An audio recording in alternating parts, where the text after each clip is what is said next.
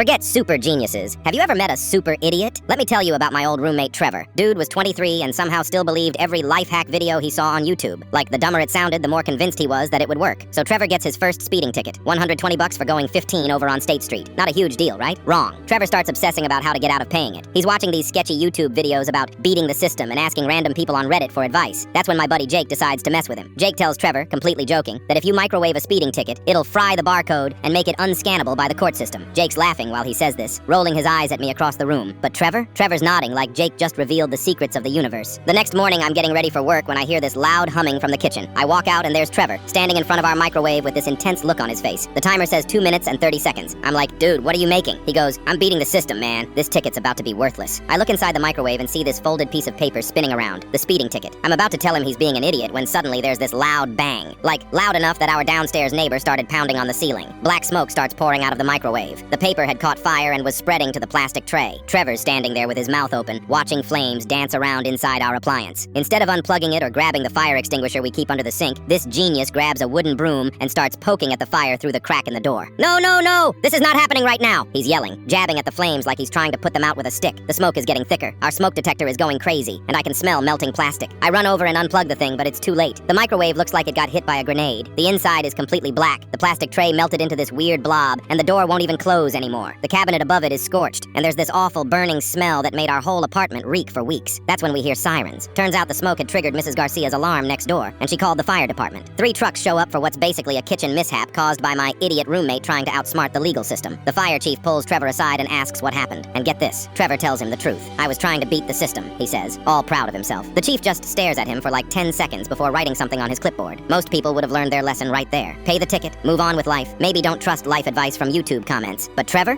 doubles down. 3 days later, he posts this whole video on TikTok explaining what happened. He's sitting in our smoky kitchen with the destroyed microwave behind him, telling people, so the microwave thing kind of works, you just gotta be quick about it. Like, do 10 seconds max. I overdid it with the 3 minutes. The video gets like 50,000 views in 2 days. People are commenting asking for more details, and Trevor's responding to all of them, giving step-by-step instructions. He even made a follow-up video showing the proper technique, using a fake ticket and demonstrating the 10-second method. A week later, some freshman at the high school across town tries it, except he doesn't use 10 seconds. He uses 30. Kid ends up in the hospital with second-degree burns on his hands from trying to grab the burning paper. His parents are furious. The school's furious. And suddenly, Trevor's video is all over the local news. That's when the cops showed up at our door. Turns out you can't just post instructional videos on how to destroy legal documents, even if you're too stupid to realize that's what you're doing. They charged Trevor with reckless endangerment, destruction of property, and something about corrupting minors. Had to read the charges off a clipboard because there were so many. Trevor ended up paying $3 grand in damages to our apartment, another $2 grand in fines, and had to take mandatory fire safety classes every Saturday for 6 months. Plus, he got banned from posting on any social media platform for a whole year.